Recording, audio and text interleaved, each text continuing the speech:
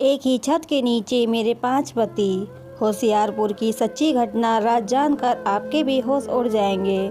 मैं आज आप लोगों को एक बेबस लड़की की कहानी सुनाने जा रही हूँ, जिसकी ज़िंदगी में दुख और तकलीफ़ बहुत ही ज़्यादा थे, जिसको सुनकर आपकी भी आंखों में आंसू आ जाएंगे। मेरा नाम काजल है। मेरे परिवार में मेरी माँ और मैं थी। मैं अपनी माँ की इकलौती बेटी थी। मेरे पिता कई साल पहले ही गुजर चुके थे। मेरी माँ एक स्कूल टीचर थी जो काफ़ी अच्छा कमाती थी। उनकी सैलरी से हमारा घर का खर्चा चलता था, जबकि मेरी माँ घर में ट्यूशन भी देती थी। मैं उस समय पढ़ रही थी, इसलिए मेरी माँ ने घर में काम करने के लिए एक लड़की को रख लिया। वो लड़की बहुत खूबसूरत थी और घर के सारे काम किया करती थी। मेरी माँ को इतना समय नहीं था कि वह घर के काम करती, और मुझे मेरी माँ ने बहुत लाड़ प्यार से पाला था। मैं शादी से पहले अपने घर का कोई काम नहीं करती थी। मैं बहुत पढ़ी लिखी लड़की भी हूँ। जब मैं जवान हुई तो मेरी माँ ने अच्छा रिश्ता देखकर मेरी शादी तय कर दी थी। मेरी शादी के 6 महीने बाद ही मेरी माँ भी इस दुनिया को छोड़कर चली गई। मेरी शादी अच्छे परिवार में हुई थी। मेरे पति की अच्छी जॉब थी, लेकिन कुछ समय बाद घर में परेशानियां आती चली गईं और मेरे घर के हालात बिगड़ते चले गए। हमारे घर के हालात बहुत बुरे थे। हम लोग एक छोटे से घर में रहते थे। आज मेरे पति वापस आए तो मुझसे कहने लगे कि तुम्हें वो लड़की याद है जो तुम्हारी शादी में बहुत नाच रही थी और बहुत प्यारी सी खूबसूरत सी लड़की थी, जो तुम्हारे घर में काम किया करती थी और उसके लंबे लंबे बाल थे। मैंने कहा, अच्छा आप निधि की बात कर रहे हो जो हमारे घर में काम किया करती थी? वो तो मेरी बहुत अच्छी दोस्त थी। मेरे पति ने कहा, हाँ वही, मैंने आज तुम्हारी दोस्त को बहुत बड़ी गाड़ी में बैठे हुए देखा है। ये सुनकर तो मैं हैरान रह गई थी, क्योंकि वो तो हमारे घर में भी नौकरानी का काम किया करती थी। मेरी मम्मी के घर के हालात तो मेरे अपने घर से ज़्यादा भी अच्छे थे। आखिर मेरी मम्मी जॉब किया करती थी और उनकी बहुत अच्छी सैलरी भी थी। वो वहाँ पर बर्तन धोने के लिए आती थी। निधि बहुत ज़्यादा खूबसूरत थी। मैंने अपने पति से कहा कि निधि का गाड़ी से क्या ताल्लुक़, वो हमारे घर में तो नौकरानी बनकर रहा करती थी। आजकल तो इतनी महंगाई है और आप कह रहे हैं कि वो गाड़ी में बैठी हुई थी। मेरे पति ने कहा कि हाँ, मैं सच कह रहा हूँ, मैंने तो उसे बड़ी गाड़ी में बैठे हुए देखा, इसलिए तो मैं तुम्हें बता रहा हूँ। मैं अपनी पति की बात सुनकर हैरान हो गई। मेरे पति ने बताया कि शायद वो इसी मोहल्ले में रहती है। मैंने सोचा कि उसने अपना घर बदल लिया होगा। वो शादी से पहले मेरी बहुत अच्छी सहेली हुआ करती थी, क्योंकि वो बचपन से ही हमारे घर में साफ़ सफाई करने आती थी। धीरे धीरे जैसे वो बड़ी होती चली गई, उसे घर के सारे कामकाज अच्छे से करने आ गए और मैं उसके साथ बहुत खेलती थी। मुझे पता था कि वो हमारे घर में नौकरानी का काम करती है, इसलिए कभी कभी मैं उसे अपनी पुरानी चीज़ें भी दे दिया करती थी और कभी कभी मुझे अपने ऊपर बहुत घमंड आता था। मैं उसको कभी कभी अपने घमंड में आकर ये भी कह दिया करती थी कि मैंने तुम्हें ये चीज़ दी है, वो चीज़ दी है। अपनी दी हुई चीज़ों को कभी भी ऊपर नहीं लाना चाहिए। शायद इसी बात की मुझे सज़ा मिल रही थी, लेकिन मैंने सोचा कि ज़रा उससे बात करके तो देखूं और पूछती हूँ कि उसके हालात इतने कैसे बदल गए। लेकिन जब मैं उसके मोहल्ले में गई और मैंने पूछा कि निधि का घर कौन सा है, तो उन्होंने मुझसे कहा कि वो निधि जो लोगों के घरों में काम किया करती है। ये सुनकर तो मैं बहुत हैरान हो गई थी कि अगर वो बड़ी गाड़ी में फिरती है तो भी अभी भी लोगों के घर में काम करने क्यों जाती है, या फिर शायद बहुत ज़्यादा अमीर लोगों के घर में काम करती होगी। लेकिन जितने भी अमीर घरों में काम कर लो, आपको कोई इतने पैसे तो नहीं देता कि आप उससे अपनी बड़ी सी गाड़ी खरीद सको। मुझे इस बात पर बहुत हैरत हुई थी, ये जानकर कि लोगों के घरों में काम करने वाली लड़की के पास गाड़ी भी है। और मेरा पति जो कि सरकारी नौकरी करते हैं, उसके हिसाब से तो हमारे पास 2 वक्त की रोटी पूरी नहीं हो पाती, हमारे खर्चे तक पूरे नहीं हो पाते, क्योंकि मेरे 4 बच्चे थे और चारों बच्चों के बहुत खर्चे थे। मैं उससे मिलना चाहती थी, लेकिन वह अपने घर पर ही नहीं थी। पर मैंने उसका घर देख लिया था। जिस औरत से मैंने उसके बारे में पूछा था, उसने मुझे कहा कि वो तो बड़ी अजीब सी लड़की है। आपकी क्या लगती है कि आप उसकी कोई रिश्तेदार हो या उसकी कोई दोस्त हो? उसने मुझे जिस तरह से देखा था, अगर मैं उससे कहती कि हाँ मैं उसकी रिश्तेदार हूँ, तो वो कहती कि फिर तो आप भी बड़ी अजीब हो। फ़िलहाल मैंने उससे कहा कि वो मेरी दोस्त है और बचपन से ही हमारे घर में काम किया करती थी, मैं उसको जानती हूँ। उसने कहा कि हाँ, वो काम तो करती है लोगों के घरों में, लेकिन उसकी हरकतें बहुत अजीब सी हैं। उसके पास बहुत पैसे आ गए हैं, न जाने वो कहाँ से इतने पैसे कमाती है। इतने पैसे होने के बावजूद भी वो लोगों के घरों में काम करती है। वो औरत कहने लगी, मुझे तो लगता है शायद तुम्हारी दोस्त लोगों के घरों से चोरियां करती होगी, तभी तो उसके पास इतने पैसे आ गए। मैंने कहा कि आपको किसी के बारे में ऐसी बात करनी नहीं चाहिए। मुझे अभी पता नहीं था कि निधि आखिर क्या करती है और क्या नहीं। वो मेरी दोस्त थी, इसलिए मेरा इतना हक तो बनता था कि अगर कोई मेरी दोस्त की बुराई कर रहा है तो उसको मैं बता सकूं कि आप उसकी बुराई करके गलत कर रही हो। उसकी बुराई नहीं कर सकती, क्योंकि मुझे भी नहीं पता था कि वह क्या कर रही है। मैं 2 दिन के बाद फिर से उसके घर गई। इस बार तो वो मुझे मिल ही गई। वो मुझे देखकर बहुत खुश हुई और मुझसे कहने लगी कि मैं तुम्हें याद करती हूँ, लेकिन तुम्हें मेरी याद कैसे आ गई? मैंने कहा कि बस आ गई तुम्हारी याद, अब तुम ये बताओ कि तुम कैसी हो? वो मुझसे बहुत मुस्कुरा कर कहने लगी। मैंने कहा, हाँ, मैं बिल्कुल ठीक हूँ। वो कहने लगी, मैंने तुम्हें 7 साल बाद देखा है। मैंने उससे कहा कि क्या बताऊँ यार, बस बच्चों में घिर कर रह गई हूँ। 4 बच्चे हैं मेरे पास, इसलिए हमेशा उनमें बिजी रहती हूँ। आज बड़ी मुश्किल से तुम्हारे लिए वक्त निकाल कर आई हूँ। आज मेरे पति की छुट्टी थी, इसलिए बच्चों को उनके पास छोड़कर आई हूँ। कहीं लेकर जाती हूँ तो बहुत ज़्यादा तंग करते हैं, इसलिए बच्चों को घर पर ही छोड़कर आई हूँ और सोचा कि तुम्हारे साथ थोड़ी गपशप भी हो जाएगी। उसने कहा कि अब अंदर आ जाओ। जैसे ही मैं घर के अंदर आई तो मैं हैरान रह गई कि उसके घर के हालात तो मेरे घर के हालात से भी बहुत अच्छे थे। उसके घर में एक बड़ी सी एलईडी लगी हुई थी और एक एसी भी लगा हुआ था। मैंने कहा, ये सब कुछ क्या है? मैं तो तुम्हारा घर देखकर हैरान ही रह गई हूँ और मैंने सुना है कि तुम अभी भी लोगों के घरों में काम करती हो। मैं बहुत सोच समझकर बोल रही थी कि कहीं निधि को मेरी किसी बात का बुरा ना लग जाए, कहीं वो ये सोचने लगे कि ये मेरी दोस्त होते हुए भी मेरे ऐशो आराम से जल रही है या फिर खुश नहीं है। कभी वो ये सोचने लगे कि तुम तो नौकरानी हो और तुम लोगों के घरों में काम करती हो, फिर भी तुम्हारे पास इतना पैसा कैसे आ गया कि तुम्हारे घर में हर चीज़ अवेलेबल है। मैंने बस इतना कहा कि तुम काम तो अभी भी नौकरानी का ही करती हो ना, फिर तुम्हारे पास इतने सारे पैसे कहाँ से आए, या फिर तुम किसी बहुत अमीर घर में नौकरी करती हो? तब उसने मुझसे अपनी कहानी सुनाई और ऐसी बात बताई कि मैं तो हैरान रह गई। वो कहने लगी कि मैं एक ही घर में काम करती हूँ और मैंने अपनी कमाई से ये सब कुछ किया है। निधि मुझसे कहने लगी कि तुम्हारी माँ बहुत अच्छी थी, मैं उनको अपनी माँ की तरह ही समझती थी। उन्होंने भी मुझे हमेशा बेटी जितना ही प्यार दिया। जब तुम्हारी शादी के बाद तुम्हारी माँ इस दुनिया से चली गई, उसके बाद तुम तो अपनी ज़िंदगी में बिजी हो गई थी, पर मेरा ज़िंदगी में तो कुछ भी बदलने वाला नहीं था। तुम्हें तो पता है मैं बचपन से ही अनाथ हूँ, मेरा अपना कोई भी नहीं है। मैं बस इसी तरह से लोगों के घरों में काम करती रही और फिर मुझे एक बहुत ही अमीर घर में काम करने के लिए नौकरी मिल गई। वो एक बहुत बड़ी हवेली है जहाँ पर 4 भाई रहते हैं और उनकी माँ है। पिता उनके काफ़ी सालों पहले ही गुजर चुके थे, इसलिए पूरे घर में माँ की ही हुकूमत चलती है और उन्होंने अपने बेटों की शादियाँ भी अपनी मर्जी से करवाई थी। और सबसे अजीब बात तो यह है कि चारों भाइयों के पास अभी तक कोई औलाद नहीं है, क्योंकि उनकी माँ ने उनकी शादियाँ अपनी बहन की चारों बेटियों से करवा दी। जिन मैडम के घर में मैं काम करती हूँ, उनकी बड़ी बहन की ख्वाहिश थी कि वो अपनी चारों बेटियों की शादी अपनी छोटी बहन के बेटों से कर दे। वो लोग बहुत अमीर और पढ़े लिखे लोग हैं, जबकि चारों बहुएं भी बहुत पढ़ी लिखी हैं, इसलिए उन्होंने अपनी बहन का कहा नहीं टाला और अपनी बहन की बेटियों को अपनी बहू बना लिया। और तुम कभी उनकी बेटों की पत्नियों को देखोगी तो तुम हैरान हो जाओगी। उनके चारों बेटे देखने में बहुत स्मार्ट हैं और वो चारों बहनें जो उनकी पत्नियां हैं वो तो बहुत ही काली हैं, जिनको देखने का दिल भी ना करे। मैंने उनसे कहा कि ऐसा भी होता है? वो मुझसे कहने लगी, हाँ होता है। बड़ी मैडम ने अपनी बहन को जवान दी थी और उनके ख़ानदान में जवान को बहुत अहमियत दी जाती थी, इसलिए उन्होंने अपनी बहन की चारों बेटियों को अपनी घर की बहू बना लिया। और वो चारों ही ना किसी काम की हैं और ना ही किसी को खाना बनाना आता है और ना ही किसी के अंदर अकल है। पढ़ी लिखी तो सब हैं और डिग्रियां भी सबके पास है, लेकिन आता जाता किसी को कुछ भी नहीं है। मैंने निधि से कहा कि निधि, क्या वो लोग तुम्हें ज़्यादा पैसे देते हैं?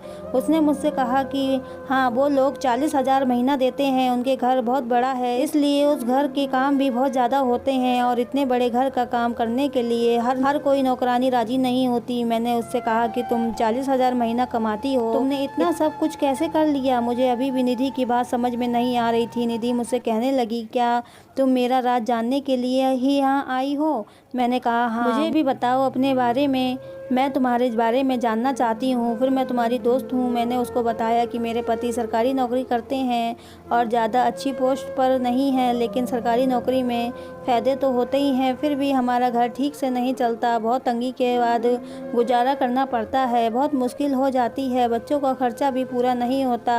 एक तरफ बच्चों का खाना पीना और दूसरी तरफ बच्चों की पढ़ाई की चिंता लगी रहती है। स्कूल ट्यूशन की फ़ीस में भी काफ़ी दिक्कत आती है। ज़िंदगी में कोई खुशी नहीं रही और ज़िंदगी में कोई सुकून भी नहीं। निधि मुझसे कहने लगी, जब तुम यहाँ से जाओगी तो तुम्हारी ज़िंदगी में भी खुशियाँ आ जाएंगी और सुकून भी। मैंने उससे कहा कि क्या मतलब है तुम्हारा? मैं समझी नहीं। उसने मुझसे कहा कि मैं तुम्हें बाद में समझा दूंगी, पहले इधर आओ, मैं तुम्हें कुछ बताती हूँ। वह मुझे एक कमरे में ले गई, शायद वो उसका बेडरूम था। बेडरूम में भी बहुत अच्छा और महंगा वाला फर्नीचर पड़ा हुआ था और उधर भी एक बड़ी सी LED लगी हुई थी और एक तरफ बहुत बड़े और खूबसूरत सोफे पर पड़े हुए थे। कमरे की डेकोरेशन कमरे की खूबसूरती को बढ़ा रही थी और उसके घर में हर तरह की फैसिलिटी मौजूद थी। मैं उसके कमरे को और पूरे घर को देखकर काफ़ी खुश हुई थी। उसके कमरे में हर तरह की कीमती चीज़ मौजूद थी। शायद उसको ऐसी चीज़ों का शौक़ था और उसके पास बहुत सारा मेकअप का सामान था, जिसको देखकर मैं हैरान रह गई थी। जो लड़की कभी मेरे पहने हुए कपड़े को पहनती थी और जो मेरा इस्तेमाल किया हुआ मेकअप लगाती थी, आज उसके पास इतना बहुत सारा मेकअप देखकर मैं तो दंग रह गई थी। अभी भी उसने मेकअप किया हुआ था और वो बहुत ज़्यादा खूबसूरत भी लग रही थी। मेरी शादी को 7 साल हो गए और मेरे 4 बच्चे भी हो गए। उसके 7 साल बाद देखने के बाद भी ऐसा लग रहा था कि जैसे वो अभी पहले जैसी ही है। जब औरत माँ बनती है और गृहस्थी में पड़ जाती है, तभी उसकी हालत थोड़ी बहुत ख़राब हो जाती है, वरना जिन औरतों को घर गृहस्थी की टेंशन नहीं होती, उन पर शायद कोई फ़र्क नहीं पड़ता। वे एक एल्बम उठाकर लेकर आई और कहने लगी कि तुम इसको देखो, फिर मैं तुम्हें वाकई की बात बताऊंगी। जब मैंने एल्बम खोलते ही उस एल्बम के पहले फ़ोटो को देखा तो मेरे कदमों तले से ज़मीन ही निकल गई थी। उस फ़ोटो में उसके साथ एक आदमी खड़ा हुआ था, जिनकी शक्ल कुछ ज़्यादा अच्छी नहीं थी। वो तो बहुत उम्रदराज आदमी लग रहा था। मैंने निधि से कहा, निधि तुम्हारी शादी भी हो गई है, अब तुम्हारे पति कहाँ हैं? हो सकता है काम पर होंगे। उसने मेरी बात का कोई जवाब नहीं दिया और मुस्कुराने लगी। लेकिन जब मैंने आगे की एल्बम खोली तो उसको देखते ही मेरे कदमों तले से ज़मीन निकल गई थी।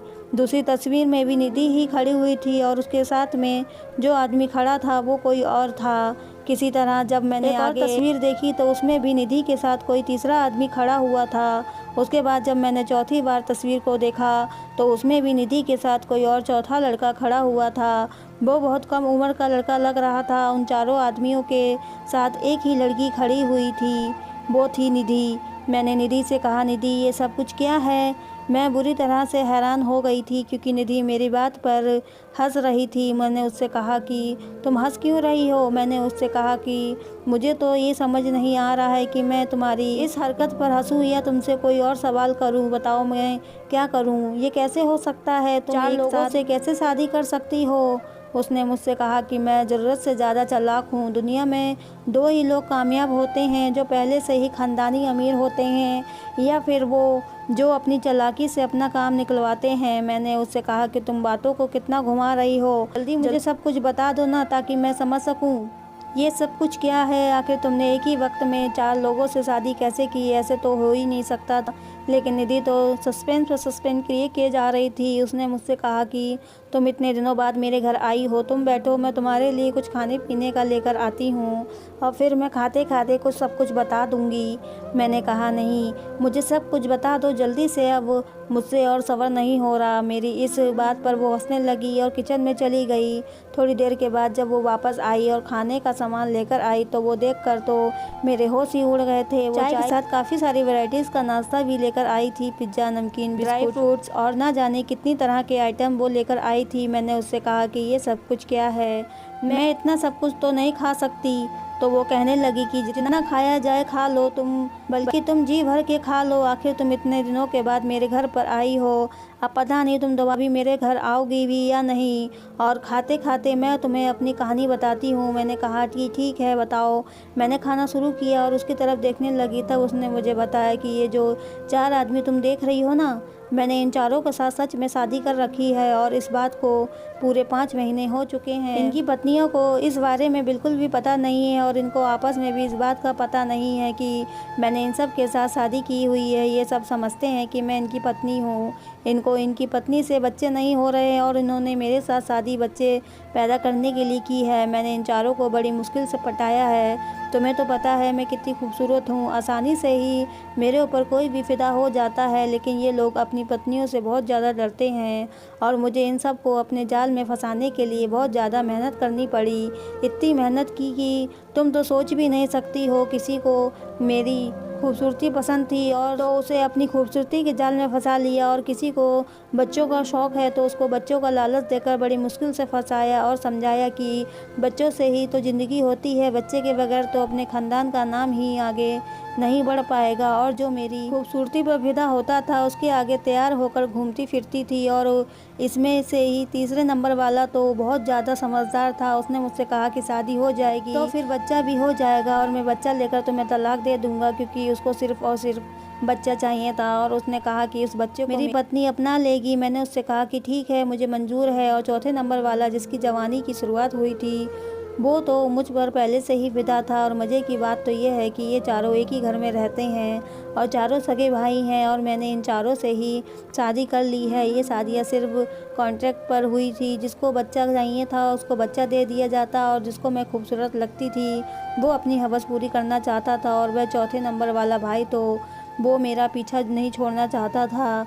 वो तो अपना दिल हार बैठा था मुझ पर, मैं तुम्हें नहीं छोड़ सकता, मैं हमेशा तुम्हारे साथ रहना चाहता हूँ। ये कहकर निधि हंसने लगी।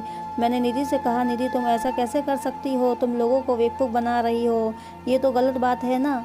या फिर तुम मुझसे झूठ बोल रही हो? क्योंकि ऐसा नहीं हो सकता। एक औरत एक ही समय में चार मर्दों को कैसे फंसा सकती है? वो मुझसे कहने लगी कि मुझे पता है तुम्हें मेरी बात पर इतनी आसानी से यकीन नहीं होगा। मैंने उससे कहा कि क्या इन चारों भाइयों को आपस में नहीं पता कि तुम एक लड़की हो? उसने मुझसे कहा कि अभी तक तो इन चारों में से किसी को भी इस बारे में नहीं पता है। मैंने उससे कहा कि तुम ये सब कुछ करके क्या करोगी? वो मुझसे कहने लगी, मैं किसी को बेवकूफ़ नहीं बना रही हूँ। तुम मेरी पूरी बात सुनोगी तो तुम्हें सब कुछ पता चल जाएगा। मैं सोचने लगी कि आखिर पूरी बात क्या हो सकती है, आखिर ये सब का क्या मतलब हो सकता है। ये औरत जो कुछ भी कर रही है वो पूरी तरीके से गलत था और किसी भी तरह से ठीक नहीं हो सकता। आखिर ये मुझे आगे क्या बताने वाली? इससे पहले कि वह मुझे पूरी बात बताती उसको किसी की कॉल आ गई और वो उससे बात करने में बिजी हो गई। उसको बातें करते हुए 1 घंटा हो गया था। मैं बोर बैठी हुई इधर उधर देख रही थी। मुझे अब घर वापस जाना था क्योंकि मैं काफ़ी लेट हो चुकी थी। जब उसने फ़ोन रख दिया तो मैंने उससे कहा कि अब मुझे जाना होगा। उसने मुझसे कहा कि तुम मेरी पूरी बात तो सुनकर जाओ। मैंने निधि से कहा कि फिर तो कभी सुन लूँगी, मेरे पति बहुत गुस्सा करेंगे।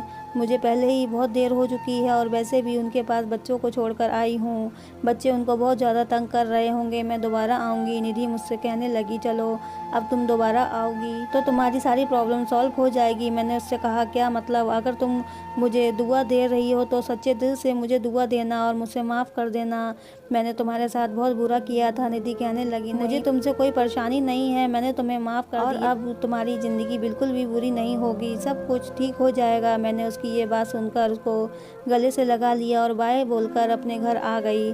घर आई तो मैंने अपने पति को सब कुछ बता दिया और यही मेरी सबसे बड़ी गलती साबित हुई। मुझे अपने पति को नहीं बताना चाहिए था। उन्होंने ये सुनते ही मेरे ऊपर खूब डांट लगाई और कहने लगे कि तुम्हारी दोस्त ऐसी है तो तुम उसके घर अब दोबारा कभी नहीं जाओगी। पता नहीं कल को कुछ उल्टा सीधा हो जाएगा तो उसके साथ साथ तुम्हें भी पकड़ लेंगे। दुनिया में ऐसी भी औरतें होती हैं। और कहने लगे कि मैं तो कहता हूँ कि तुम उन चारों भाइयों की माँ को जाकर बता दो कि वो एक लड़की तुम्हारे चारों बेटों को अपने जाल में फंसा रही है। मेरे पति तो बहुत ज़्यादा गुस्सा हो गए थे और उन्होंने बहुत सारी बातें मुझे भी सुना दी। मेरी माँ ने मुझसे कहा था कि अपने पति को कभी अपने जानने वालों के बारे में मत बताना। सच्चाई जानने के बाद तुम तो शायद उनको माफ़ कर दोगी, लेकिन तुम्हारा पति कभी तुम्हें माफ़ नहीं करेगा और हमेशा तुम्हें उन्हीं लोगों के ताने देता रहेगा। आज मुझे अपनी माँ की ये बात कही हुई याद आ रही थी। मुझे अपने पति को इस बारे में नहीं बताना चाहिए था। मामला रफा दफा करने के लिए मैंने अपने पति से कहा कि नहीं, हमें क्या ज़रूरत है कि हम उसकी बात वहाँ जाकर बताएंगे। बस मैं कभी अब दोबारा उसके घर नहीं जाऊँगी। मेरे पति कहने लगे कि हाँ ठीक है, बस अपना घर संभालो और अपने बच्चों को संभालो। मैं अपने पति से तो नहीं कह पाई, लेकिन अपने मन में सोच रही थी कि मुझे निधि के घर दोबारा जाना होगा। मैं उसके घर दोबारा जाना चाहती थी क्योंकि मैंने अभी निधि से पूरी बात नहीं सुनी थी। मैं अभी उसके बारे में पूरी जानकारी लेना चाहती थी और उसने मुझसे कहा था कि जब तुम यहाँ से जाओगी तो तुम्हारी सारी प्रॉब्लम सॉल्व हो जाएगी। पता नहीं ऐसी क्या बात थी जिसने मेरी प्रॉब्लम सॉल्व होने वाली थी, इसलिए मैं ज़रूर निधि के घर दोबारा जाना चाहती थी। पर मुझे अब उसके घर का जाने का टाइम नहीं मिल पा रहा था क्योंकि पहले तो मैं अपने पति के पास बच्चों को छोड़कर चली गई थी, अब मुझे अपने बच्चों को भी साथ लेकर जाना पड़ता। इसलिए मेरे लिए अब उसके घर जाना बहुत ज़्यादा मुश्किल हो रहा था। पर मैं हिम्मत करके अपने बच्चों को निधि के घर ले गई। अपने बच्चों से तो मैं आधे रास्ते में ही तंग आ गई थी। वो मुझे हद से ज़्यादा परेशान कर रहे थे। मेरे बच्चे बहुत चंचल थे, कभी दुकान को देखकर कोई चीज़ मांगते, एक का हाथ पकड़ती थी तो दूसरा भाग जाता था। वो बेचारे भी क्या करते, उनको भूख लगी हुई थी, घर में खाने के अलावा उनके लिए कोई चीज़ भी नहीं होती थी, इसलिए वो बाहर की चीज़ों को देखकर मुझसे उनको लेने की जिद किया करते थे और मैं चीज़ें खरीद ही नहीं पाती थी। बच्चे कभी जूस बिस्कुट इन सब चीज़ों की जिद लगा लिया करते थे, लेकिन हमारा गुजारा तो सिर्फ 2 वक्त की रोटी से भी मुश्किल हो जाता था। जैसे तैसे करके मैं उसके घर तक पहुंच ही गई थी। जब मैं उसके दरवाजे पर पहुंची तो उसके पड़ोस में रहने वाली एक औरत मुझसे कहने लगी, निधि तो घर पर ही नहीं है, वो तो कहीं पर चली गई है और अपना थोड़ा बहुत सामान भी यहाँ से ले गई है। मुझे उस औरत की बात सुनकर निधि पर बहुत गुस्सा आया था क्योंकि मैं बहुत मुश्किल से उसके घर तक पहुंची थी और वो मुझे यहाँ पर मिल भी नहीं पाई। मैं वहाँ से जाने ही लगी थी कि तभी उस औरत ने मुझे आवाज़ दी और कहने लगी, आपका नाम काजल है ना? मैंने कहा हाँ मैं काजल हूँ। वो औरत कहने लगी कि निधि आपके लिए एक लेटर देकर गई है और मुझसे कह गई थी कि एक काजल नाम की लड़की मुझसे आएगी, उसे ये लेटर दे देना। मैंने उस औरत के हाथ से वो लेटर ले लिया, शायद उसमें कुछ लिखा हुआ था। मैं घर चली गई। जब मैंने वो लेटर खोल कर देखा तो उसमें मोबाइल नंबर लिखा हुआ था और कोई भी बात नहीं लिखी हुई थी। फिर मैंने उस नंबर पर कॉल की। कॉल रिसीव होते ही उस पर निधि बोल रही थी। मैं काजल बोल रही हूँ। वो कहने लगी, मैं तो तुम्हारी कॉल का 1 हफ्ते से इंतज़ार कर रही हूँ। ये लेटर मैं तुम्हारे लिए 1 हफ्ते पहले छोड़ कर गई थी क्योंकि मुझे पता था कि तुम मुझसे मिलने के लिए ज़रूर आओगी, लेकिन तुमने मुझे बहुत ही दिनों में कॉल की है। मैंने कहा यार मुझे आने का टाइम ही नहीं मिला। तुम्हें तो पता है ना मेरे बच्चे कितने परेशान करते हैं। और ये बताओ कि तुम कहाँ पर चली गई हो? निधि मुझसे कहने लगी कि मैं वहीं चली गई हूँ जहाँ पर मैं जाना चाहती थी। मैं अब कभी वहाँ पर वापस नहीं आऊँगी। उसने मुझसे कहा लेकिन तुम मेरे घर आ जाओ और वहाँ पर मेन गेट पर ही एक छोटी सी विंडो है, उस विंडो को खोलना, उसमें मेरे घर की चाबी रखी हुई है। वो पूरा घर भी और उस घर पर रखी हुई चीज़ भी, वो सब कुछ अब तुम्हारा हो गया। ये सुनकर हैरान रह गई थी। मैंने उससे कहा कि तुम ये क्या कह रही हो, कैसी पागलपन की बातें कर रही हो? निधि मुझसे कहने लगी कि तुम मेरी इकलौती दोस्त हो। तुम जानती हो तुम्हारे अलावा मैंने कभी किसी से दोस्ती नहीं की, जबकि हम दोनों का बचपन से ही साथ गुजरा है। हम दोनों साथ साथ ही जवान हुए। मेरा बचपन से ही कोई नहीं है। मैं तो सिर्फ तुम्हें अपनी बहन और तुम्हारी माँ को अपनी माँ मानती हूँ। तुम ही मेरा परिवार हो, इसलिए मैं तुम्हारे लिए ये सब कुछ कर रही हूँ। अब मैं वहाँ पर नहीं रह सकती। मैंने उससे कहा कि तुम मुझसे मजाक क्यों कर रही हो? तो वो मुझसे कहने लगी कि अब तुम अपनी ज़िंदगी में खुश रहो। ये कहकर उसने फ़ोन काट दिया। जब मेरे पति घर आए तो मैंने उनको ये सारी बात बताई। पहले तो उन्होंने मुझे खूब सारी डांट लगाई क्योंकि मैं उनको मना करने के बावजूद भी उसके घर दोबारा से चली गई थी। और वो कहने लगी कि तुम्हारी दोस्त तुम्हें पागल बना रही है और तुम्हें फंसाना चाहती है ताकि तुम उसके घर में जाओ और जिन लोगों को धोखा दे रही थी वो लोग तुम्हें पकड़ लें और तुम्हारे बच्चों को भी पकड़ लें और साथ ही मुझे भी जेल भिजवा दें। उसकी बकवास सुनने के लिए भी बिल्कुल तैयार मत होना। ऐसे लोगों पर भरोसा नहीं करना चाहिए। कोई किसी के लिए इतना नहीं करता कि अपना इतना बड़ा और आलीशान घर किसी के नाम कर दे, वो भी फ्री में। और अब तुम कान खोलकर सुन लो, अब तो तुम अपने दोस्त के घर चली गई हो, लेकिन अब दोबारा से अपने दोस्त के घर मत जाना। मैं तुम्हें अब उसके घर नहीं जाने दूंगा। मेरे पति ने अब मुझे सख्ती से मना कर दिया था, लेकिन मैं अब की बार फिर से उसके घर जाना चाहती थी, क्योंकि मेरा दिल कह रहा था कि मेरे साथ कुछ अच्छा होने वाला है। इस बार मुझे अपने पति से और भी ज़्यादा सतर्क होकर जाना था वहाँ, क्योंकि वो मुझे बहुत सख्ती से मना कर चुके थे। लेकिन फिर भी मैं अपने पति के घर से बाहर निकलते ही बच्चों को लेकर निधि के घर के जाने के लिए निकल गई। जब मैं उसके घर गई तो उसके गेट की विंडो खोली, जिसके बारे में उसने मुझसे फ़ोन पर बताया था, तो खोलते ही उसमें तो सच में ही चाबी रखी हुई थी। उस चाबी से मैंने घर का दरवाज़ा खोला। घर का सामान वैसे ही मौजूद था, सिर्फ निधि का अपना सामान नहीं था, जैसे कपड़े, जूते वगैरह। बाकी टीवी, बेड, एसी सब कुछ वहीं का वहीं लगा हुआ था। थोड़ी देर बाद जब मैं बेडरूम में गई तो वहाँ पर सारा सामान मौजूद था। निधि ने मुझे फ़ोन पर बताया था कि अब ये घर तुम्हारा है, और जबकि घर की चाबी भी मेरे पास थी, जबकि आज पड़ोस के लोगों के लिए तो वो वहाँ से जा चुकी थी। तभी मुझे आइडिया आया कि मुझे इस वक्त अपने पति को यहाँ पर बुला लेना चाहिए। मैंने अपने पति को फ़ोन करके बुला लिया और दोबारा से उसी नंबर पर निधि को फ़ोन मिलाया। अब मैंने निधि से कहा कि तुमने ये सब कुछ मेरे लिए क्यों किया है। जो बात उसने मुझे बताई तो उसको सुनकर तो मेरे होश ही उड़ गए। मैं हैरान रह गई। उसने मुझसे कहा कि ये घर अब तुम्हारा हो चुका है, और ये बात सच थी। मेरी आंखों में खुशी के आंसू आ गए। न जाने ये सब कुछ मेरे साथ कैसे हो गया था। मेरे पति ने पूछताछ की तो पता चला कि जो लोग वहाँ इस घर में रहते थे वो अपना मकान बेचकर यहाँ से चले गए, और ये घर भी उनका अपना ही था, और ये घर अब मेरा हो चुका था। जब मैं निधि के बेडरूम में दाखिल हुई तो मैंने देखा कि वहाँ पर सिर्फ सामान ही सामान था। वहाँ पर सिर्फ सामान ही नहीं बल्कि बेड पर घर के कागजात भी रखे हुए थे, और ये मेरे नाम हो चुका था। मेरे पति इस कदर हैरान हो गए थे कि उनकी तो जानी बंद हो गई थी। उन्होंने निधि को बहुत बुरा भला कहा था और उनके खिलाफ बहुत बातें की थी। उन्होंने कहा था कि ये तुम्हारी दोस्त किसी दिन तुम्हें फंसवा देगी, वो बहुत खूबसूरत लड़की है। लेकिन अब मेरे पति का सर शर्मिंदगी झुका हुआ था और मेरी आंखों में खुशियों के आंसू थे, जबकि मेरे अपने घर में तो सिवाय बेड के कुछ भी नहीं था। लेकिन यहाँ पर तो मुझे सब कुछ मिल गया था। निधि ने मुझे फ़ोन करके बताया कि मैं अब तुमसे दोबारा फ़ोन पर बात नहीं कर पाऊँगी, क्योंकि मैं अपना नंबर बंद करने वाली हूँ और आखिरी बार तुमसे फ़ोन पर बात कर रही हूँ। उसने अब मुझे सारी सच्चाई बताना शुरू कर दी। वो कहने लगी कि मैंने इन चारों भाइयों से शादी नहीं की थी, बल्कि उन चारों को बेवकूफ़ बनाकर वो तस्वीरें खिंचवाई थी।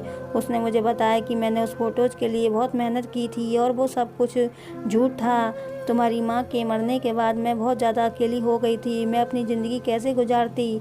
अब मेरे पास कोई सहारा भी नहीं था। तुम भी अपने घर की हो चुकी थी। मैं कहीं नौकरी करने जाती थी तो लोग मुझे तरह तरह की नज़रों से देखा करते थे। तुम्हें तो पता है मैंने अपनी जवानी में कभी कोई गलत काम नहीं किया था। मुझे अपनी इज्जत बहुत प्यारी थी, लेकिन मैं जहाँ भी काम करने के लिए जाती थी वहाँ के मर्द मुझे दरिंदों की तरह घूरा करते थे, जिनसे मुझे बहुत डर लगता था। कोई मुझसे शादी करने के लिए भी तैयार नहीं था, क्योंकि मेरा अपना कोई वजूद नहीं था, मेरा अपना कोई सहारा भी नहीं था। भले ही मैं बहुत खूबसूरत थी, लेकिन मैंने कभी अपनी खूबसूरती का गलत फ़ायदा नहीं उठाया था। मैं चाहती थी कि मैं भी इज्जत से पैसा कमा सकूं, लेकिन मुझ में कोई हुनर नहीं था। इसी वजह से मुझे कोई अच्छी नौकरी भी नहीं मिल सकती थी, और ना ही मैं पढ़ी लिखी थी। मैं तो सिर्फ नौकरानी के काम के ही लायक थी। अब मैं अपनी तकदीर से बहुत ज़्यादा परेशान हो गई थी। लोगों की गंदी नज़रों से बचकर अब मैं थक चुकी थी।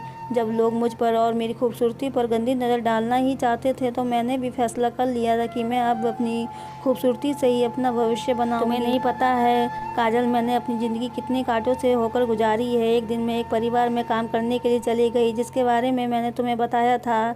ये उन्हीं के चारों बेटे थे। ये लोग बहुत ज़्यादा दौलतमंद थे। तरह तरह से मैंने इन चारों भाइयों को फंसा लिया और इन चारों को ही मोहब्बत के झूठे वादे किए।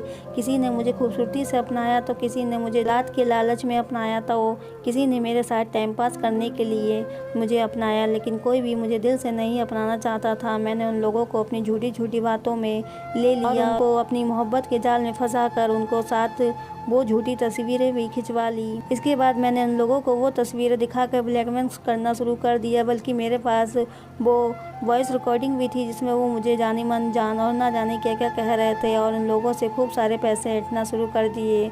मैंने इन चारों भाइयों से 1 करोड़ की डिमांड की थी, जबकि चारों भाई अपनी पत्नियों से बहुत डरते थे। वो नहीं चाहते थे कि मैं उनकी सच्चाई उनकी पत्नियों के सामने लेकर आऊँ, इसलिए डर की वजह से उन्होंने मेरी डिमांड को पूरा करना शुरू कर दिया। और अपनी चालाकी से मैंने अपनी सुकून की ज़िंदगी गुजारना शुरू कर दिया। वो चारों भाई मेरे आगे हाथ जोड़ते थे और कहते थे कि तुम हमसे कितनी भी कीमत ले लो, लेकिन हमारा पीछा छोड़ दो। मैं कौन सा उन लोगों के साथ ज़िंदगी भर रहना चाहती थी। मैं भी तो अपना मतलब निकाल कर उन लोगों को छोड़ देना चाहती थी और मैंने वैसा ही किया। मेरा मकसद अब पूरा हो गया है। मेरे पास इतना पैसा है कि अब मेरी ज़रूरतें आराम से पूरी हो जाएंगी। अब मैं दूसरे मुल्क जा चुकी हूँ और मैं कभी भी अब हिंदुस्तान नहीं आ पाऊँगी। इसलिए ये सब कुछ मैंने तुम्हारे नाम पर कर दिया, क्योंकि मुझे तुम्हारी परेशानी के बारे में पता था। तुम ही मेरी इकलौती दोस्त हो जिसको मैं अपना ये सब कुछ दे सकती थी। मैं चाहती तो ये सब कुछ बेचकर उसके बदले में पैसे लेकर भी यहाँ से जा सकती थी, लेकिन मुझे तुम्हारी परेशानी का एहसास हुआ था। मैं नहीं चाहती थी जैसे मैंने अपनी ज़िंदगी गुजारी है ऐसे ही तुम अपनी ज़िंदगी गुजारो। तुम्हारे पास तो अपने बच्चे हैं और तुम्हारा पति भी है जो कि तुम्हारा सहारा बन सकता है, लेकिन मेरे पास तो ऐसा कुछ भी नहीं था। इसलिए मैं तुम्हारे दुख को समझ सकती हूँ। अब ये सब कुछ तुम्हारा हो गया है। मैंने सोचा कि मैं यहाँ पर किसी शरीफ लड़की से शादी कर लूँगी और अपनी आने वाली ज़िंदगी को अंजाम दूँगी। मुझे माफ़ कर देना रजनी, अब मैं तुम्हें अपने बारे में नहीं बता सकती। मैं अपना गुजारा हुआ कल भूल जाना चाहती हूँ। अब मेरे पास इतना पैसा है कि अच्छे रिश्ते खुद चलकर मेरे पास आएंगे और शायद इसी पैसों की वजह से मेरी ज़िंदगी भी आसान हो जाएगी और अब तुम अपनी ज़िंदगी में खुश रहो। वो सब कुछ तुम्हारा है और तुम्हारे बच्चों का। मैं दीदी की ये पूरी कहानी सुनकर हैरान रह गई थी। मैंने इसकी अकल की दाद दी। वैसे तो जो भी उसने किया था वो गलत था, लेकिन मुझे लगता था कि उसने बिल्कुल ठीक किया था, क्योंकि आजकल की दुनिया में ज़िंदा रहने के लिए सिर्फ पैसों की ज़रूरत है, जबकि निधि तो अकेली जवान लड़की थी। वो अपनी ज़िंदगी किसके सहारे गुजारती? अगर वो सब कुछ भी ना करती तो क्या करती? फिर वो कोई और गलत काम करती या फिर वो अपने जिस्म को बेचती। लेकिन इस तरह से भी वे पैसे कमा सकती थी, लेकिन उसने अपनी अकल इस्तेमाल किया और उन लोगों के साथ ये हुआ उसके साथ ये होना ही चाहिए था। वो भी तो उसकी खूबसूरती पर पागल हो गए थे, क्योंकि वो अपनी पत्नी को धोखा दे रहे थे और पत्नियों की पीठ पीछे चलकर चला रहे थे। मैं तो वैसे भी ऐसे मर्दों के खिलाफ हूँ जो अपनी पत्नी होते हुए भी दूसरी लड़कियों पर नज़र रखते हैं। इसलिए निधि ने उनके साथ जो कुछ भी किया बिल्कुल ठीक किया था और अपनी ज़िंदगी संवार ली थी। अब वो बहुत दूर चली गई थी। उसने मुझसे कहा कि अब वो कभी मुझसे बात नहीं करेगी। मुझे डर है कि किसी को निधि के बारे में पता चल गया तो वो लोग तो ऐसा नहीं करेंगे। वो भी निधि से जान छुड़ाना चाहते थे और वैसे भी वो लोग अगर निधि के बारे में बताएंगे तो उनकी ही बदनामी होगी। इसलिए वो लोग होशियारी से काम लेंगे। मैं हमेशा ही निधि की अच्छी ज़िंदगी के लिए विनती करती हूँ। आखिरकार वो बहुत अच्छी दोस्त साबित हुई और उसने अपनी खुशियाँ मेरी झोली में डाल दी। एक पल में ही मेरी ज़िंदगी पलट गई। मैं सोच भी नहीं सकती थी कि मेरी ज़िंदगी ऐसे पलटेगी, एक ऐसी इंसान मेरी मदद करेगी। इसके बारे में मैंने कभी सोचा भी नहीं था कि आखिर वो किसी की मदद कर सकती है। मैंने उसके साथ बचपन में अच्छा नहीं किया था, ये सोचकर मैं बहुत शर्मिंदा थी। मुझे उससे माफ़ी भी मांगनी थी, क्योंकि अब वो अपनी ज़िंदगी को अच्छे से जी रही थी। अब मेरी ज़िंदगी में सब कुछ ठीक हो गया और मैं बिल्कुल ठीक हूँ। हमारे पास अपना घर का सामान है। मेरे पति की सैलरी में घर का खर्चा अच्छे से चल जाता है और मेरी ज़िंदगी में सब कुछ बिल्कुल ठीक हो चुका है। तो उम्मीद करती हूँ दोस्तों कि आपको हमारी ये कहानी पसंद आई होगी। अगर कहानी पसंद आई हो तो चैनल को सब्सक्राइब, वीडियो को लाइक ज़रूर करें। पूरी कहानी सुनने के लिए आपका बहुत बहुत धन्यवाद।